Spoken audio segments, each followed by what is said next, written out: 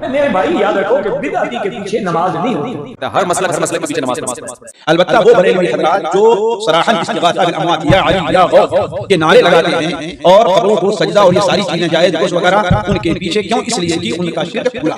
یہ اپنی کفری عقائد کی بنیاد پر اسلام سے خارج ہے، اور اس لیے نہیں ہوتی کیونکہ عقیدہ خراب. چاہے وہ بریلوی ہوں، دیوبندی ہوں، اہل حدیث ہوں، اہل تشیع ہوں، حنفی شافعی مالکی حنبلی ہوں، سب کے سب جن کو آپ کافر نہیں کہتے، مسلمان جن کو حرم میں آنے کی اجازت نہیں دی آپ نے، ان کے پیچھے نماز نہیں. السلام علیکم ورحمۃ اللہ وبرکاتہ. امید کرتا ہوں تمام دوست بخیر و عافیت ہوں گے. آج کی ویڈیو میں آپ دیکھیں گے ایک فرقہ دوسرے فرقے کے پیچھے نماز پڑھنے کے بارے میں کیا نظریہ رکھتا ہے. تو آئیے سب سے پہلے دیوبند مسلک کے مولانا مکی حجازی صاحب کو سنتے ہیں. ہمارے محلے میں دو مسجدیں تو بریلویوں کی ہیں، ایک اہل حدیث کی ہے، دو مدرسے بھی بریلویوں کے ہیں. ایک مدرسہ جو ہے جمعہ پڑھاتا تھا، وہ مسجد ابھی نئی بنی تھی. قاری صاحب پتہ نہیں اچانک کیا ہوا کہ مدرسے میں جمعہ پڑھانا شروع کیا. بہر یہ وہ جانے، ان کا کام جانے. آپ جو بدعتی ہیں ان کی مسجدوں میں نماز نہ پڑھا کریں، باقی اہل حدیث کی مسجد میں پڑھا کریں. کم سے کم عقیدت ان کا ٹھیک ہے نا. اختلاف ہے تو اسی رفیدین اور آمین میں ہے نا، باقی تو کوئی جھگڑا نہیں. ایک مسجد میں تبلیغ کا کام تو خیر ہوتا ہے، لیکن امام وہاں کا بدعتی ہے. میرے بھائی یاد رکھو کہ بدعتی کے پیچھے نماز نہیں ہوتی. حتیٰ کہ حدیث میں ہے کہ من احدث حدثا او آوى محدثا، کوئی خود بدعتی ایجاد کرے یا بدعتی کو پناہ دے، فعلیہ لعنۃ اللہ والملائکۃ والناس اجمعین لا يقبل اللہ منہ صرفا ولا عدلا. اللہ کی لعنت، فرشتوں کی لعنت، اللہ اس کے فرض نفل کوئی عبادت بھی قبول نہیں فرماتا. اسی طرح ایک حدیث مبارک میں ہے، حضور نے فرمایا کہ من وکر صاحب بدعۃ فقد اعان علی ہدم الاسلام، جس نے کسی بدعتی کی عزت کی اس نے اسلام کو گرا دیا. امام بنانے سے بڑی عزت کیا ہو سکتی ہے؟ اور اسی لیے ہمیشہ یاد رکھیں کہ امام بنانے کے لیے بھی شرائط ہیں کہ اعلمکم بکتاب اللہ اقرأکم بکتاب اللہ. وہ عالم بھی ہو، قاری بھی ہو، اور فاسق فاجر بھی نہ ہو. اور اسی طرح ہے کہ وہ بدعتی بھی نہ ہو، کیونکہ قیامت والے دن حضور سب کی شفاعت کریں گے.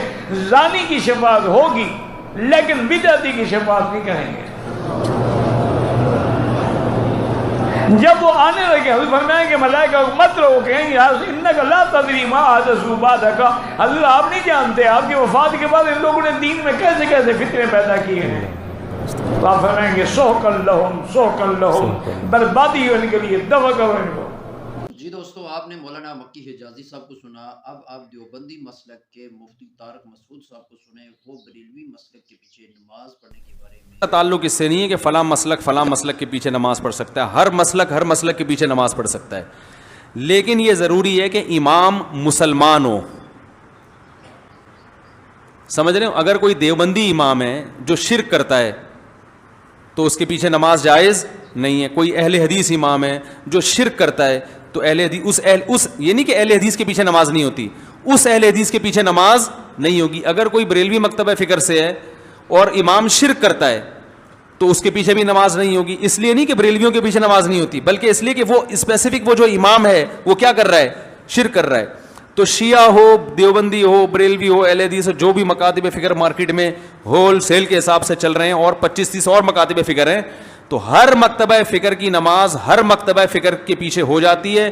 شرط یہ ہے کہ امام شرکی عقیدے کا حامل نہ ہو، ختم نبوت کا منکر نہ ہو، شرکی عقیدے کا حامل نہ ہو. اگر وہ شرک کرتا ہے تو چاہے دیوبندی ہو، اہل حدیث ہو، جو بھی ہو، نماز نہیں ہوگی. اب شرک کی ڈیفینیشن کیا ہے؟ وہ بھی ڈیفینیشن اللہ اس کے رسول نے بیان کر دی ہے. لوگ کہتے ہیں علماء فتوے دیتے ہیں اس کے پیچھے اس کی نماز نہیں ہوتی، اس کے پیچھے اس کی نماز نہیں ہوتی، فرقواریت پھیلا رہے ہیں. او بھائی جان، اسلام تو ضروری ہے نا. اب مسلمان کی نماز ہندو کے پیچھے ہو جائے گی؟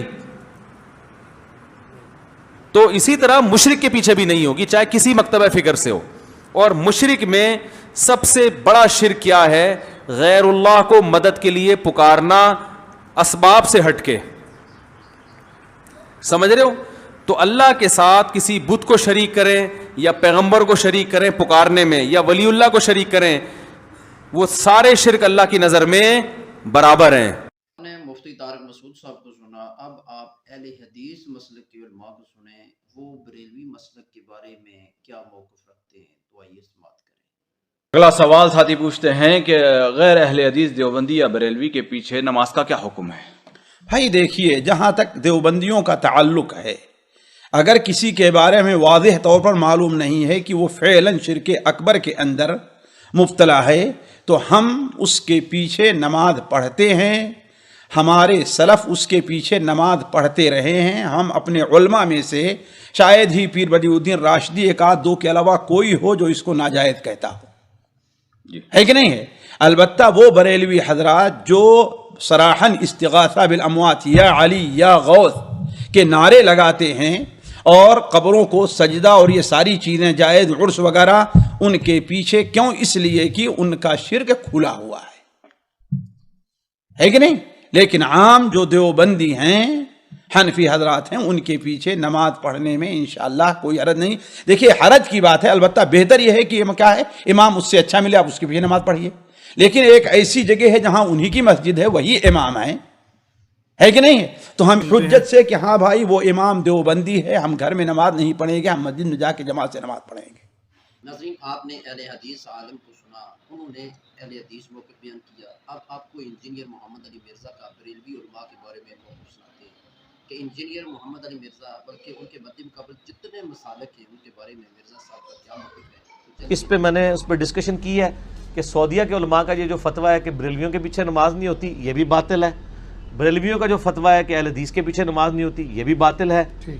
تمام مکاتب فکر جن کو آپ کافر نہیں کہہ رہے، مسلمان سمجھ رہے ہیں، چاہے وہ بریلوی ہوں، دیوبندی ہوں، اہل حدیث ہوں، اہل تشیع ہوں، حنفی شافعی مالکی حنبلی ہوں، سب کے سب جن کو آپ کافر نہیں کہہ رہے، مسلمان ہی ہے نا، جن کو حرم میں آنے کی اجازت بھی دی ہوئی ہے آپ نے، ان کے پیچھے نماز بھی درست ہوگی۔ تو یہ تھے انجینئر محمد علی مرزا صاحب، ان کا موقف آپ نے سنا۔ آخر میں بریلوی علماء کا موقف بھی سن گے کہ وہ اپنے مد مقابل علماء پر کیا فتویٰ لگاتے ہیں تاکہ حجت تمام ہو جائے۔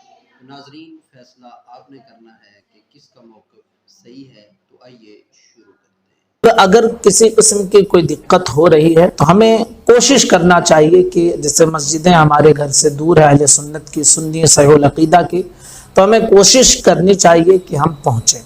لیکن اگر نہیں پہنچ سکتے ہیں وہاں اور قریب میں کوئی دیوبندی، اہل حدیث یا تبلیغی جماعت یا کوئی اور فرقے کی اگر مساجد ہیں تو آپ ان کی امام کی اقتداء میں آپ نماز نہیں پڑھ سکتے ہیں، امام کی اقتداء میں آپ نہیں پڑھ سکتے ہیں، کیونکہ وہابیہ، دیابنا اور اسی طرح جو اور دیگر فرقے ہیں، یہ اپنی کفری عقائد کی بنیاد پر اسلام سے خارج ہیں۔